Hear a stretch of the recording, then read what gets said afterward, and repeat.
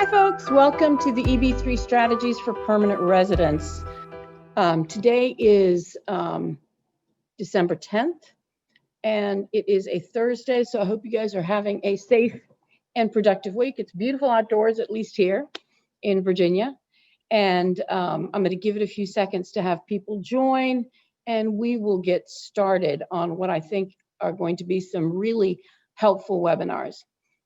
So today, what I'm going to try to do is go over some general concepts, some issues that at least I've seen on the WhatsApp, presentation that you all have brought up. And thank you for joining us on the Telegram group, because it just makes it easier, not just for me, with WhatsApp. I'm the only one that can communicate with you. With the Telegram group, we've got my team that can provide hopefully useful information, so that you can achieve your immigration objective. So on this journey for E3s, it's 12:01. Give it another minute and then we'll get started, because I could still see the participants joining. And then after our webinar, at the end, I would ask everyone to pose their questions on the Q&A and not the chat. So if you pose your questions on the Q&A, at the end of the presentation, we'll try to answer your questions. So please post your questions on the Q&A, and Shekhar Challa will be the moderator, and he will make sure that your questions get answered. So it's now 12:02, so we're going to go ahead and get started. E3 strategies and pathways to permanent residence. So let's talk about just generally ways to connect with us. In the new Biden administration, there's going to be a lot of changes on the immigration horizon, which is part of the things I'm going to talk about when I talk about strategies. But, make sure you connect with us, because we try to communicate to you in different ways using different medium. There's Facebook, Twitter, Instagram, our YouTube videos. Please subscribe to our channel, and you will find there's a lot of great resources on the YouTube videos, not only for you, but you may have friends and family in the United States, maybe not on the E3, but maybe on an H-1B or F-1. I'm sure that they'll find that information helpful as well. And then there's LinkedIn, and of course our Telegram group. So if you can share with your friends the link to our Telegram group, that would be great. Let them know we've got a variety of them. One, for H-1Bs, this one for the E3s. And so we want to kind of make sure that you're getting the information that's most impactful for your particular journey. And as I said, our previous webinar videos are available on our YouTube channel. And if you subscribe, then you get notification when we post something new up. And as you can see, it's everything from the perm rule updates to the visa bulletin to understanding the Child Protective Act, things that apply to your immigration process, no matter what type of non-immigrant visa you're on. So please take a look at our YouTube channel. So today we're going to go over some very basic concepts. And, I want to just give you an overview and talk about some considerations that you need for strategies as you're embarking on this time frame, when I think it would be good and what you should do. Our next webinar is going to delve deep into the permanent residence process. Once I explain to you why it is okay for E3s to file for permanent residency through sponsorship, and what are some things that you may want to do in the interim. Okay, so let's get started. E3, like I said, we're going to try to pull all the different, connect the different dots together so you can understand at the end, when I talk about some issues that you should do to formulate strategies, what in fact you should be doing. So E3 is very similar to an H-1B. So there's this attestation, labor condition application that is filed just like an H-1B, and it has to be for a specialty occupation, just like an H-1B. But the great thing about E3s is that what's wonderful is, you're not subject to the 65,000 cap. And you're also not subject to a limited validity period, like H-1Bs at 6 years. You can keep getting extensions in 2-year increments. And the spouse and dependent children, even though they are not an Australian national, could still benefit as E3 dependents by getting work authorization. Excuse me. So, the E3 is a great option for most people. Like I said, there's no limit on the length of stay. You can only get, the E3 validity and extensions of 2 years.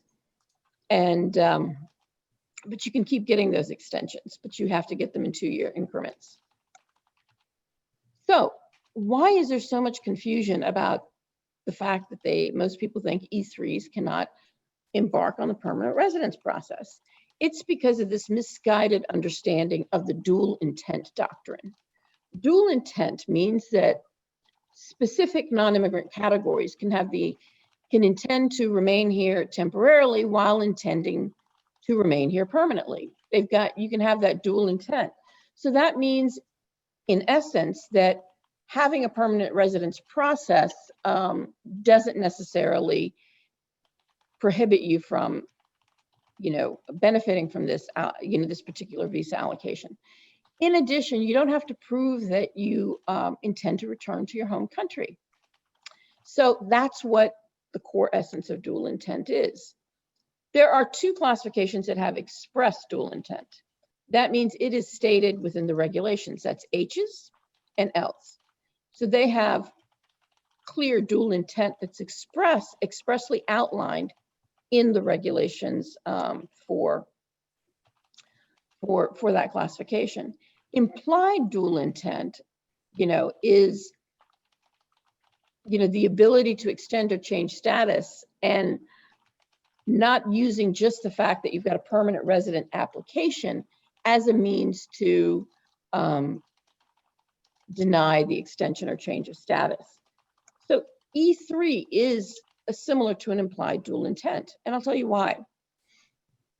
Within the regulations, it states that a change of status or extension of stay on an E3 may not be denied solely on the basis of an approved request for labor certification or a filed or approved visa preference petition. So this is what gives E3s the implied dual intent. So what does that mean? That means you can go through the permanent resident process. There's some things you've got to think about, as we'll talk about in strategies. And the permanent residence process entails 3 separate stages. Stage 1 of the permanent resident process is testing the labor market with a perm. The prevailing wage, the job description, and you test the labor market. This is perhaps the most important part of your permanent residence process. I see so many people make mistakes here. And you don't really realize it till stage 2 or sometimes stage 3.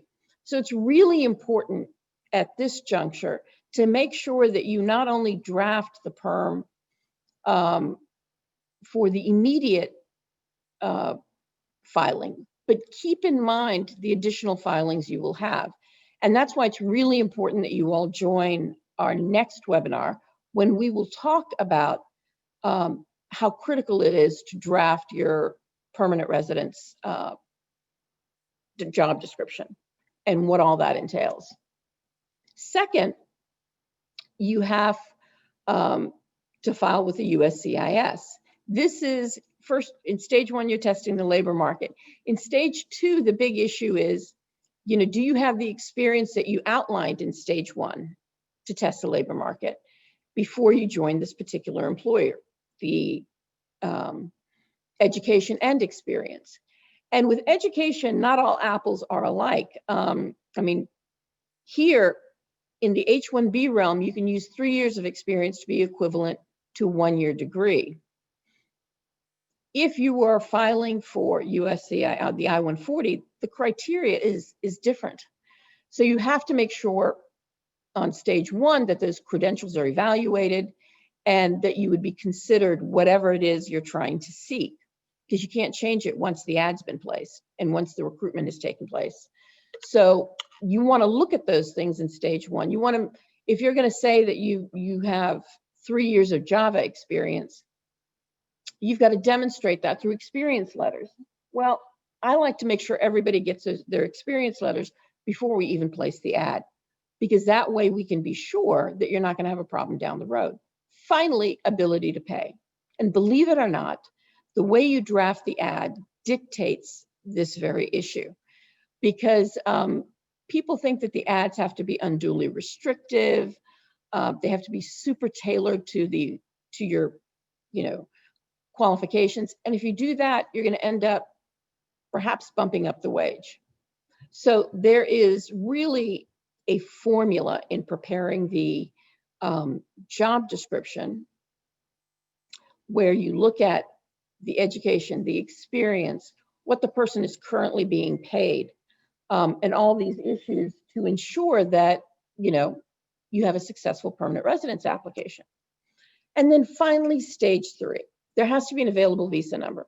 Now, just because you have citizenship from Australia, the visa bulletin is dictated by the country where you were born, not just your country's citizenship. So the fact that you were born in a country that has a visa backlog means you'll be subject to it. So what are the strategies? Okay, number 1, there's going to be a new administration. Most likely, whether it's in 2021 or 2022, the backlog for permanent residence applications is going to be impacted. Now, how that will work is there are protections for people who are already in line. So you will be processed before the 10,000 some odd Chinese applications that would be just an EB-5 that would be vying for that same priority in processing. So it's really smart if you start the process now. That's issue number 1. Number 2, there's things called cross-chargeability. So if you were born in China or India, and there's a big backlog, but your spouse was born in the UK or in Australia, then you can utilize as the spouse's country of birth in something called cross-chargeability to benefit from, a better priority in the visa bulletin.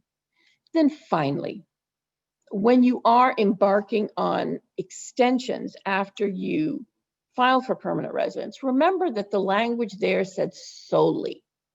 So that means you still have to demonstrate that you intend to return to your home country. And you can do that, a number of ways, your ties and so forth. But the fact that you've got a permanent residence application, as long as you're able to establish other factors, is not going to be a bar for you to extend your E-3 application. So isn't that great? So that's something to consider. Another thing is see if your company or firm would be willing to file an H-1B for you this April. Not that the only benefit that you would have from that is the fact that it's dual intent, so there's no issue. You don't have to demonstrate that you intend to return to your home country. But the mere fact that you have to do that is not going to, like I said, hinder your ability to undertake the permanent residence process. So get on it now before, there's too much of a backlog. So we're going to get ready for a Q&A section. And please remember to connect with us on chat, on either one of the forums, either the E3 forum or the Cella chat forum for H's. I'm sure through the chat mechanism, they'll send you the links. Connect with us other ways on social media. Share it with your friends if you are find that our seminar today is going to be helpful in answering your questions and you think other people could benefit, please, we request that you share our, invitations to your, through your contacts. And I think my team is providing the links right now. And then if you want to look at some previous webinars, like I said, check out our YouTube channel. This is going to be uploaded on the YouTube channel. So if you've got friends that couldn't listen to the original broadcast, then they can look at it on the YouTube channel. And if there's a question that you think about maybe after the webinar, or a question of yours doesn't get answered, please email us at info@cellolaw.com. And if you have a more complex question, where I'd have to probably look at some of your documentation, that would be a better mechanism to ask the question. Otherwise, please place your questions on the Q&A, and we will get started with that part of our program. All right. Good afternoon, everybody. My name is Shekhar Challa. So glad to be here. Let's look at the first question is Ravindra Pabisetti. He's asking, hi Lakshmi, how do you justify VO when we go out for stamping and VO ask us about GC? Right. So because the regulations, what I would do if I were you, and this is what I do for my clients, because we've got clients that have E2s as well, which is a very similar implied dual intent. So you make sure that you still provide information about, your ties to your home country, and then you point to this regulation, and it's in regulation.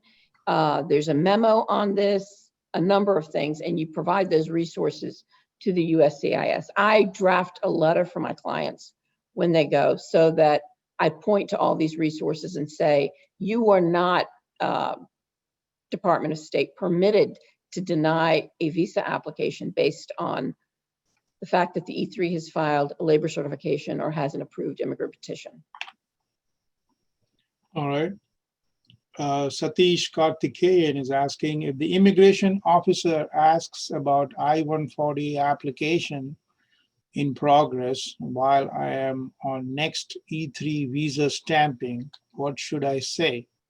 Yeah, as I said, there is a letter that I draft for my clients, and it points to the fact that there's a lot of, the agencies, federal agencies cannot write law, and they cannot override where Congress has spoken. So Congress clearly spoke on this and stated within the regulations that the mere fact that an E3, this is not words I'm taking myself, this is out of the immigration regulations that was written by Congress. So it states that the mere fact that the E3 has a labor certification or immigrant petition pending, that should not be the sole reason why you use that as a reason to deny their change of status or extension of status. All right. Raj Ara is asking, okay, back to square one. Is E3 eligible for a green card? Yes, that's what I mean. When you say the reason why all of you think that you're not eligible for a green card is because you have to demonstrate that you intend to return to your home country. And so you think about that in contrast, the E3 in contrast with the H-1B, which is dual intent. But what I'm saying is there's a third class in there, which is called implied dual intent. And that is where the E3 lies. And therefore, because the regulations clearly outline that you are permitted to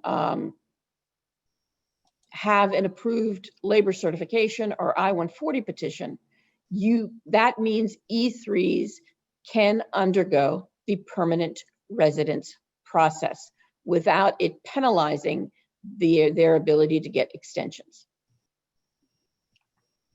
All right, next one is from Raju Cherukuri, sorry. Heard few cases where E3 renewals were declined at consulates when there is a pending I-140 application. Right. So, you're only as good as your, submission. So if you've got a new DOS officer, that's why I send my clients with the letter. I don't rely on the fact that these federal agents are reading the regulations. That's my job. I'm the attorney. So I have to tell them what they need to do. So yes, there may have been, there are people that are denied applications for like the most ridiculous reasons, but they are not, there is a legal standing. And especially with this new administration, that's going to be a lot more business immigration friendly. I think this is a perfect time to get started with the permanent resident process.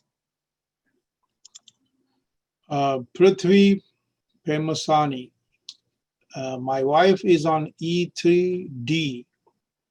Can I apply GC for her? Yes, if there's a company that's willing to sponsor her, absolutely. Absolutely. Next one is Satish Karthikeyan is following up. Looks like if I change my employer during GC application while I'm on E3, will it affect current GC process? Yeah, the permanent residence process, and that's a good question. Like I said, in our next webinar, and we'll send out an email as to the date and details of that. I'll go through that really clearly with you. But to answer your question in the short, in a very short answer to that is that, the perm process is connected with the employer and with that particular position. So if you leave while that's in process, it will just be abandoned, so you'd have to start it again. And you are connected to that employer until the I-140 is approved and the 485 has been pending for 180 days. That's where you can leverage AC-21 and port to a new employer as long as you're doing same and similar work. So if you change employers at any time while that process is pending, and you don't intend to continue working for them, you just have to go through it all over again. All right. I see some folks are putting questions on the chat. I'd like you to please put questions in the Q&A box. Next one is Raju Cherukuri is following up. What are the positive outcomes for E3s due to S386 bill being passed in the Senate? Well, you have to have an immigrant petition pending for you to benefit from anything. So that's why I was saying in the strategies that don't wait for legislation to change. There will be something that's going to impact the backlogs within the next year. But what will happen is all those people who start processing will all be filing at one time, a large number. So if you're ahead of that curve, right? If you're ahead of that curve, then what that allows you to do is make your file a priority, before the others. All right. Next one is from Prasad CD. Can we join back to previous company where priority date is set and resume the process without starting green card process from scratch? The perm, if the perm is certified, the perm has to be filed within 6 months. If the perm was filed with an I-140 petition within 6 months and it's still pending, then you're fine. If the I-140 is approved, you can port that priority date to your new employment, and you just have to go through the process again, but you wouldn't lose your priority date. All right, Satish Karthikeyan is back. If I have a property in Australia, will it help the situation for I-140 with E-3 visa? Absolutely, because as I said, because they use the word solely in the regulations, that means that can't be the only basis. So as long as you're able to demonstrate other ties to the home country, like property, like family, like bank accounts, or whatever other obligations you may have, then you've demonstrated that you intend to return to the home country, notwithstanding the fact that you have an immigrant petition approved. I think Satish has got another one. If I apply GC through my wife's E3D status, does she have to change to H1B? No, it's good if she does, but she doesn't have to.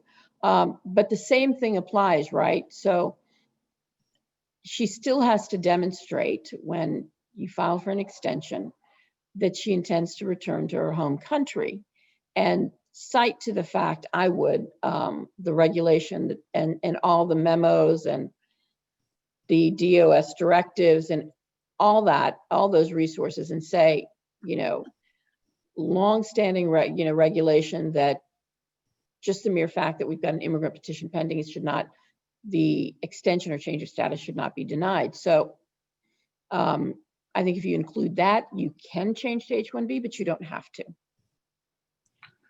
All right, Mani Nalla is asking, if I start my GC process, what's the first step I have to start with? Right, and I'm going to go through this in detail when we have our webinar, because that's really a good question, because most people don't understand the process, and they don't understand how there are many different connections for future filings and how all of it kind of gels together. So the very first thing we do is we have our clients fill out a questionnaire that tells us a little bit about the role that they're currently doing, what is it they're going to be doing, what is their education, their experience, and we kind of use all of that, and that's where the magic happens, is we come up with a job description. That's the most critical thing. That dictates ability to pay, that dictates whether you're eligible for the underlying classification. It determines a lot of things. It ensures that the job description is not such that would typically trigger an audit and delay your immigration process by the DOL. So these are all the things that we look at the beginning, but it's a job description that's the most important thing. All right, next one is from Tejas Dalji. Hi, Lakshmi. Thank you for all the information. My employer's immigration law firm said they couldn't file GC while I'm on E3, and I would have to transfer my visa to H-1B. No, that is incorrect. And like I said, I have what I placed up today on the slide was actually, it's in the regulations, E3 regulations. So no, it is not mandatory. If you file for an H-1B, the good news is that you don't have to worry about showing that you do intend to return to your home country. But the mere fact that you've got an immigrant petition pending, you can still get an E3 extension as long as you're able to show other things, other evidence. Okay. Let's look at Krishna Datta. Hi, Lakshmi. What happens if visa officer denies on basis of dual intent? Where do I stand getting back to work? Yeah, they can't deny it on that. They can't. It's unlawful. There's only certain bases of which they can deny. If you have other evidence that you intend to return to your home country, then they can't deny it on that. Because like I said, it's not even just in a memo, it's in the regulations. Agencies, Department of State, USCIS, if they don't abide by what the regulations state, then you can sue them. And in a Biden administration, it's going to be a lot more business friendly. So that's not something I would worry about. And any officer and anyone who was denied an extension on the basis of having an immigrant petition pending, their lawyer probably didn't know what they were talking about. Okay. Dinesh Sriram is asking, if my wife is on E3D and file GC, how will it affect E3 extensions for myself and both? Yeah, same thing. Remember, the I-140 cannot be the only, cannot be the sole basis. I don't know how to say that. Cannot be the only basis for denying an extension or change of status. So as long as you have other evidence, right? As long as you have other evidence showing ties, like somebody had asked a question, I've got property there. Yes, that shows ties. Do you have, do your parents live there? Do you have a car? I mean, whatever it is, do you have an employer that, you may want to go back and work with? Anything that you have to show that you intend to go return would negate any issues they would have on the approved immigrant petition. All right, I think he's following up. So if my wife converts to H1 and files GC, what will be my E3 status? You can, if she gets, once the spouse gets an I-140 approved, you could change on an H4 EAD if you wanted, or you could remain on the E3 status. Each of you can have a separate non-immigrant status. Next one is Varun Mendu. I thought E3 visa holders need to change to H1B before filing permanent residency, or, as you mentioned, the process initially with labor certification and all. No, as long as you can demonstrate other factors. And what I'll do is in our next webinar, not only go over the green card, but I'll also maybe have a subsequent webinar where we talk about what are those other factors. What are some things that you can show that you have ties to your home country? But because it is written in the regulations that having a labor certification or an approved or pending immigrant petition should not be the basis of denial of an extension or change of status for an E3, then no agency can deny the extension solely on the basis of that. All right. This next question is from an AA, anonymous attendee.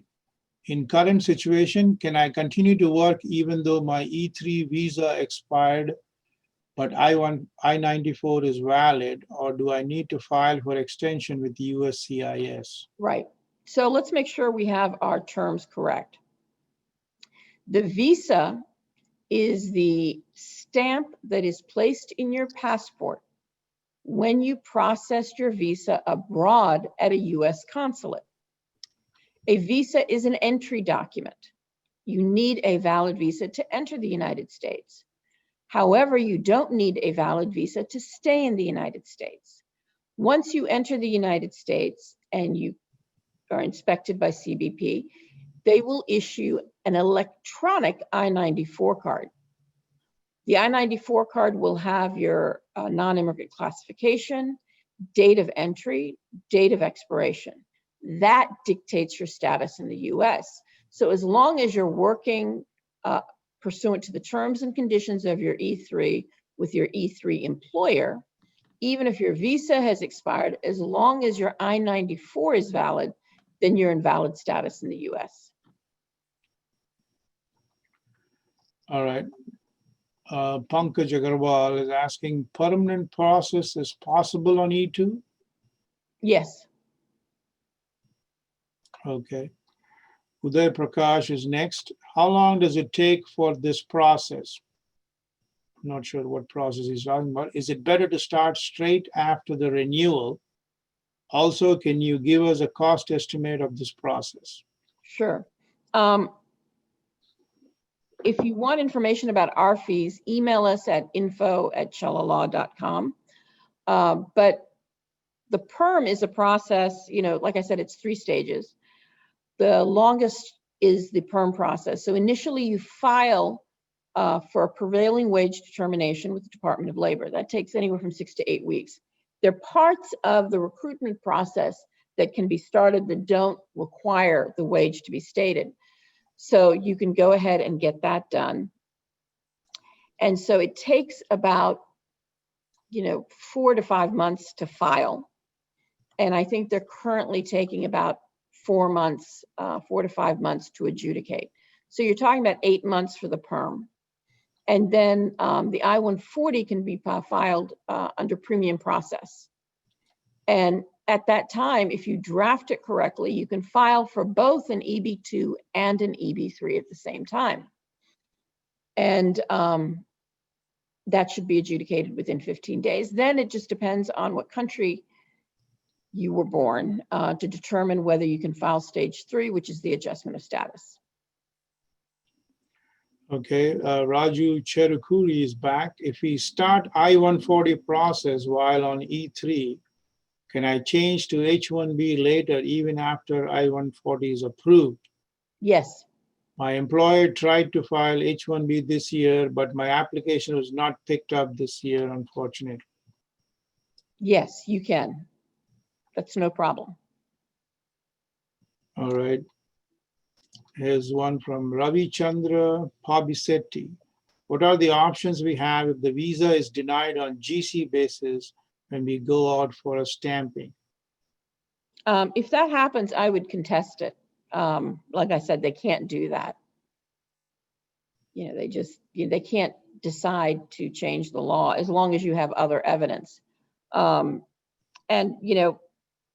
a lot of people do try to file for either themselves or their spouse for an H-1B, so you don't have to worry about these issues. But the mere fact that you have an immigrant petition pending would not be the basis of the denial. It would be other things. They would be acting illegally.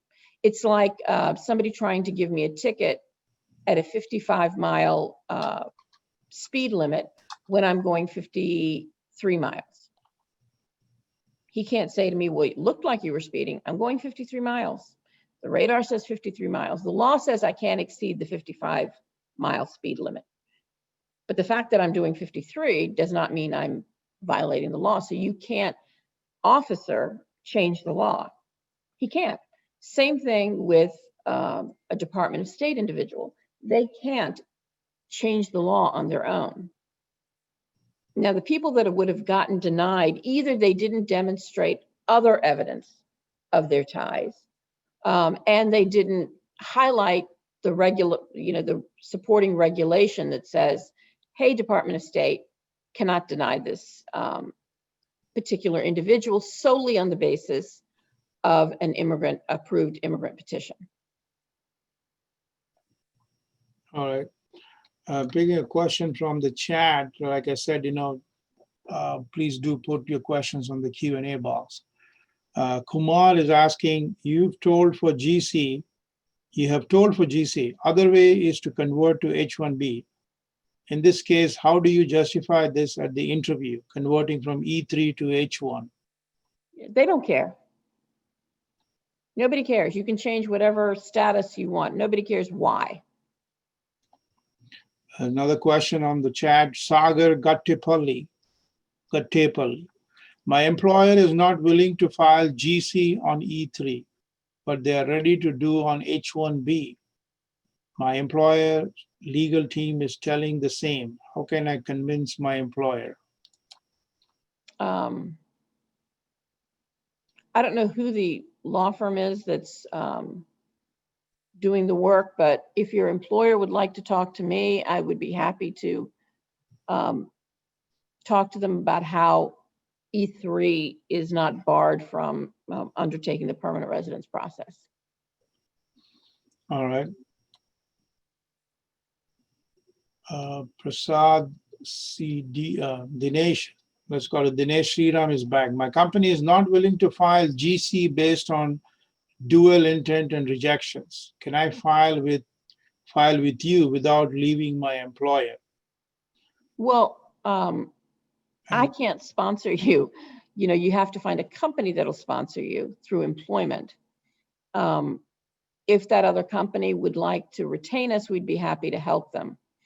It's easier to do it with the person that you're currently working with because you are being paid by that person. And one of the things, as I will highlight in the next webinar, ability to pay at the I-140 stage after your perm has been certified. One of the things you have to demonstrate, the employer has to demonstrate, is ability to pay. Their net income on their tax returns is one way. Another way is if they have been paying the beneficiary the salary, then the petition cannot be denied on the basis of ability to pay. So that's the benefit of filing with your current employer. All right, and he follows up with some information, and I think another question is I-94 is a valid status, we can stay, but can we work even stamp visa expires until I-94 expiry date?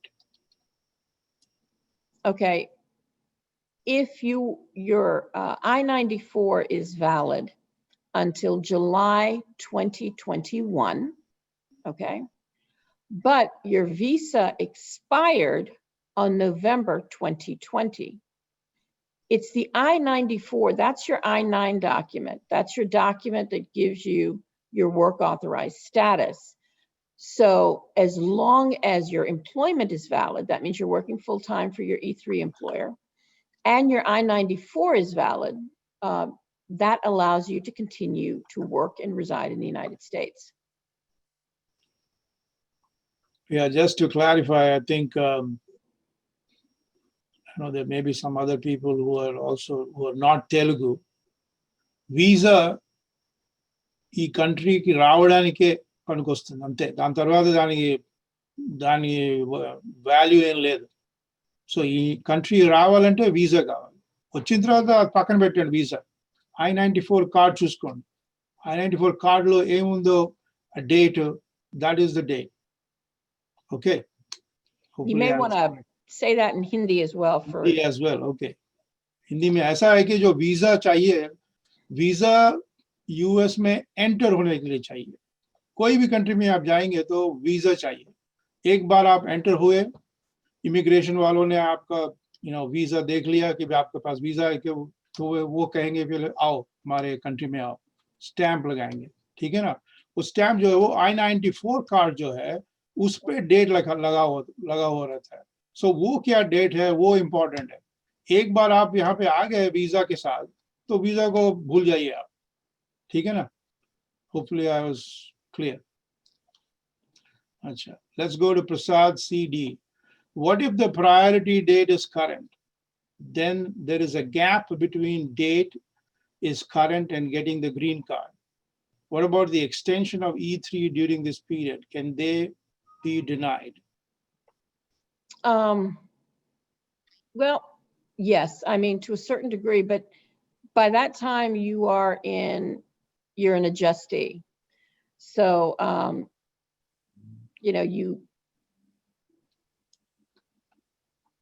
you don't have to worry about the E-3 extension because you've got the status of an adjustment of status, and then you get work authorized pursuant to that adjustment of status. The regulation says immigrant petition or labor certification. It doesn't say anything about adjustment of status. So that, but I don't know if it's really important to get the E-3 extension once the adjustment's been filed, because you're going to get work authorization and advanced parole pursuant to your adjustment application.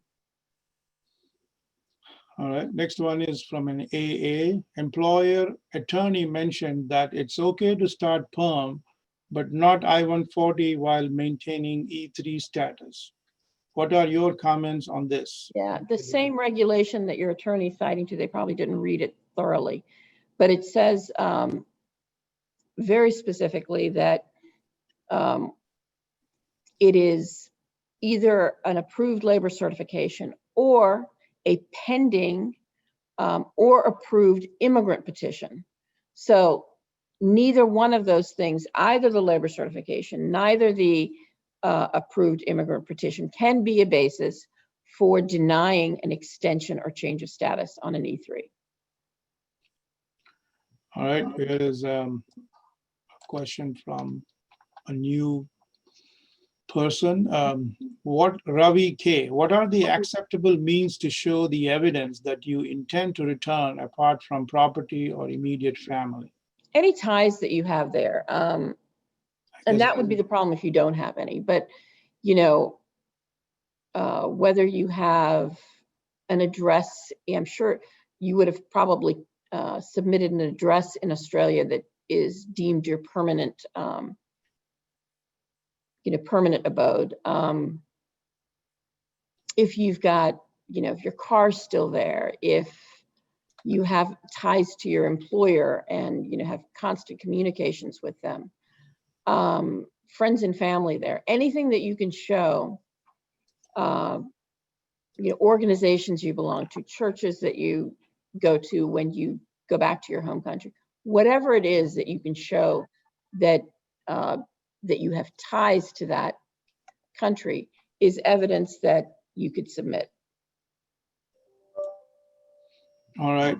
Varun Mendu is back. How long does it might take for an E3 visa to GC process after the backlog has gone and country cap rule change? Is the visa processing time depends on the time you applied or in a queue process or by visa category like H-1B, H-4 or different visa categories? Yeah, no, it's a standard process and it depends upon how many people start applying. But currently in about, I would say, anywhere from 8 to 10 months, you should be able to file the I-140 and you can do that premium processing. And if there is no visa backlog, you can file the I-140 and I-485 concurrently. You can't file a concurrent application premium, but you can file them concurrently. So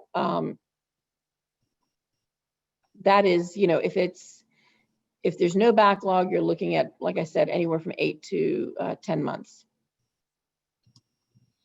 All right. Sai 13 is asking what the process for GC while holding E3 visa. Moreover, it's not dual intent. Even place of birth is Indian. I'm pretty sure we don't have option E3 GC.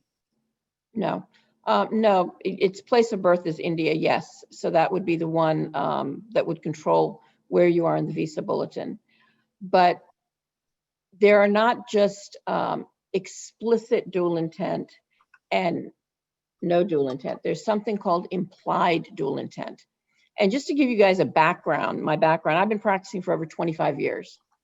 10 years within that 25-year period, I was special immigration counsel to the attorney generals of Virginia. So I advise the universities and the state agencies.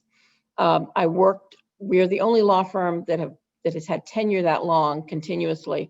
We're the only law firm that worked for both a Republican governor and a Democrat. One of the Republican AGs that I worked with is Ken Cuccinelli, who's currently the head of the USCIS. So he picked me as his special immigration counsel.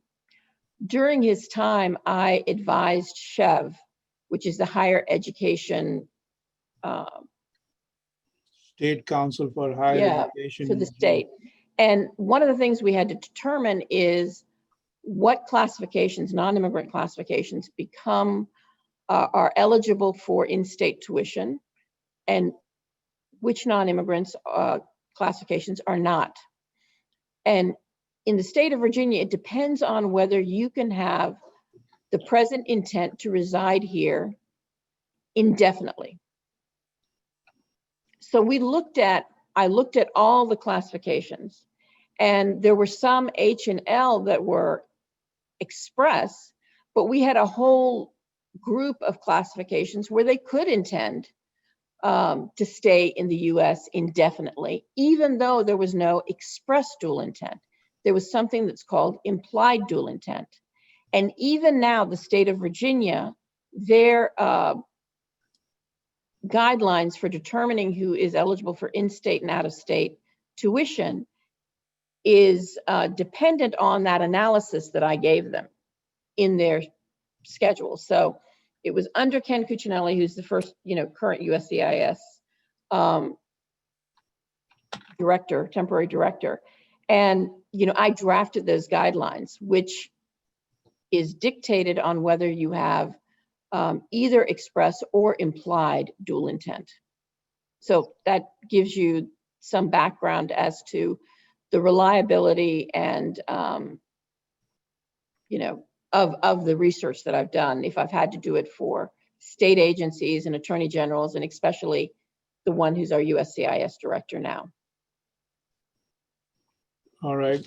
I think you need to do a webinar for the employers, because some employers doesn't seem to understand the, the rules and the regulations, and especially because Dinesh Sriram is back saying my visa has been expired, but I have I-94 till 2022. I argued the same with my employer. They denied, and I had to apply for E3 extension. That is just. Have them talk to me, or if you all think it would be beneficial, we can, like Shaker suggested, we can have a webinar just for E3 employers so that they can understand. Yeah. Next one is from AA. I have I-94 valid till next November, but my family E3D has I-94 valid till January. What should I do in this case, as our E3 visa expires in January 21? Right. So if your E3 I-94s don't correspond with your I-94, then you need to file an extension for them if they're here in the United States. They would only get the extension up to the validity of your E3, but you can't file for an extension until April, because you can only file it, 6 months in advance of whenever it's going to expire. But you still need to file an extension for your E3, otherwise they'll go out of status.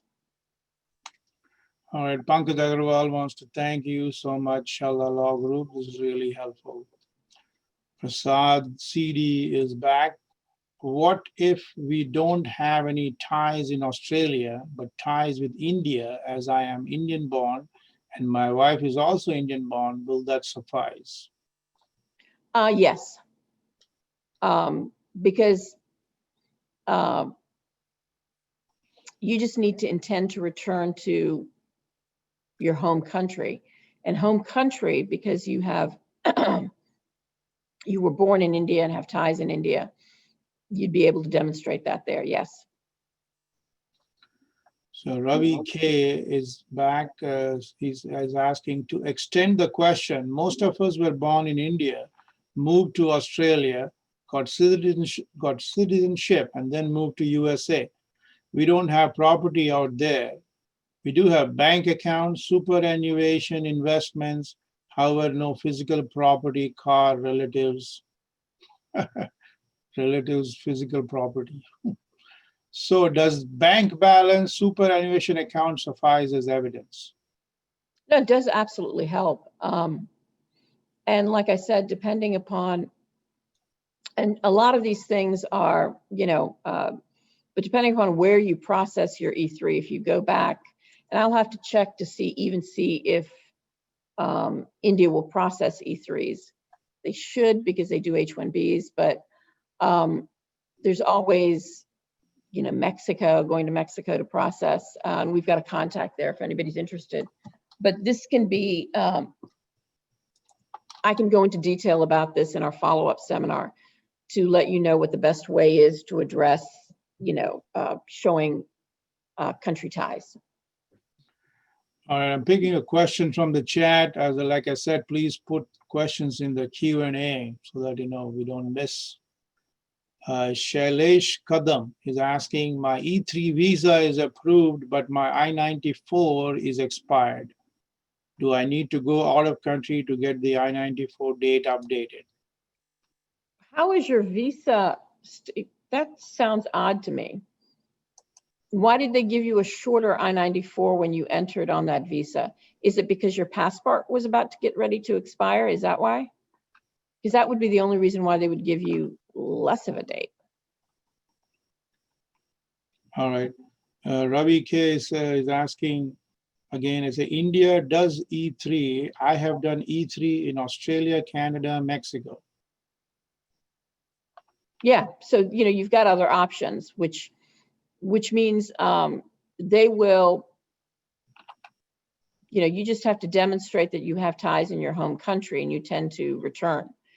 So they should be able to accept the information with regard to India, but I will check and make sure and then get back to you because I don't want to steer you wrong.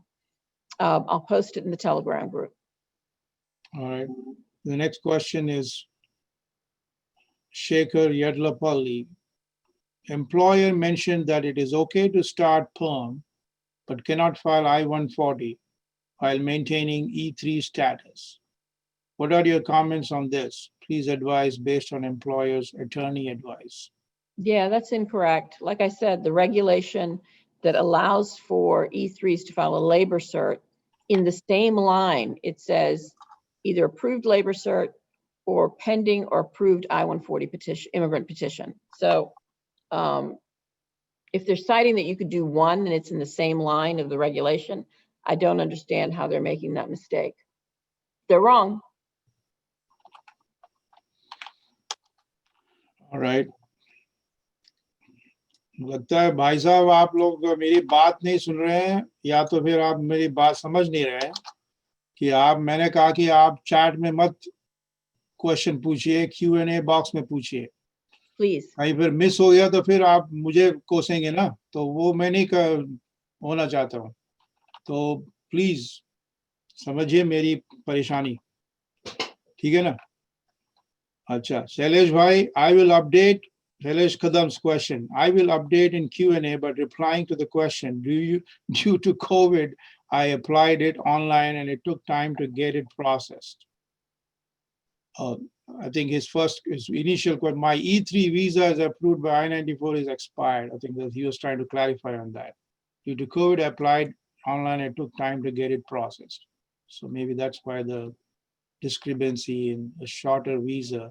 So okay, so did you, you have to have a valid I-94 card to stay in this country. That's the most important thing. So if your I-94 card is getting ready to expire, or if it has expired, I don't know whether you applied for an extension yet. If you apply for an extension, then you, even if your current status expires, you're in a status authorized by the Attorney General. So you're not accruing unlawful presence. If your I-94 expired and you did not file for an extension, you are accruing unlawful presence. And there may be other issues that you've got to think about before you apply for an extension. So you got to email us on info. That would make it more complex. Okay, how much time do we have? We got 2 minutes. Okay, I'll take next questions that are here. So please don't submit any more questions. If you can just send an email to info@shalala.com and we will definitely send you a response very soon. All right.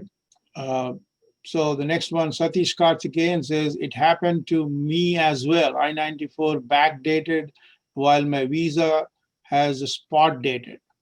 I have to go to Mexico and return same day with date updated at border. Yeah, they usually give you a shortened version if you have, if your passport, because remember your passport has to be valid 6 months beyond the end date. So if it is not 6 months beyond the end date, then CBP will shorten your approval. How long were you in the U.S. before you depart to get it corrected through a trip to Mexico? You just want to make sure it's not more than 6 months. Raju Cherukuri is saying Indian consulates do E3 renewals. I got my visa in Hyderabad last year. Perfect. Okay. Sai is asking, I have active bank accounts in Australia, but recently they have updated USA address in bank statements. So they have requested SSN and provided it to them because they need for ATL. Is it okay like that while providing SSN to them? If that's what the requirement is now from the Australian government. All right. The last question from Prithvi Pemasani. Do you have any success stories applying for GC for any E3 candidates before? Yeah, we used to do, especially when it first came, we did a ton of E3s. There were 2-3 companies that were using E3s exclusively at one period. And yes, we did green cards for them and we've had no problem. This last comment from Raju Cherukuri. Thank you very much for your valuable time and advice, Lakshmi and Shekhar. Appreciate very much. Looking forward to work with you. Thank you, Raju. Right, and I want to thank everyone for attending our very first E3 webinar. And the next one I can tell you will be really very helpful because it actually gives you the secrets for a successful GC process. A lot of people just start the GC process blindly. I've always loved green cards, and so does John, who's another attorney in our firm that is very passionate about the perm process, and there's magic in it. And so I'm going to share that magic with you when we go over the permanent process for GCs in our next webinar. So stay tuned. Thanks again for attending. Share this information with your friends so that we can reach a greater number of people. Thank you, Mani Nalla, for your acknowledgement, for appreciation. Thanks for your time and information, as he says. Thank you. And look out for more postings on Telegram. Have a great weekend. Take care all. Thank you, Shekhar. Yeah, thank you, Lakshmi. See you soon. Bye. Bye.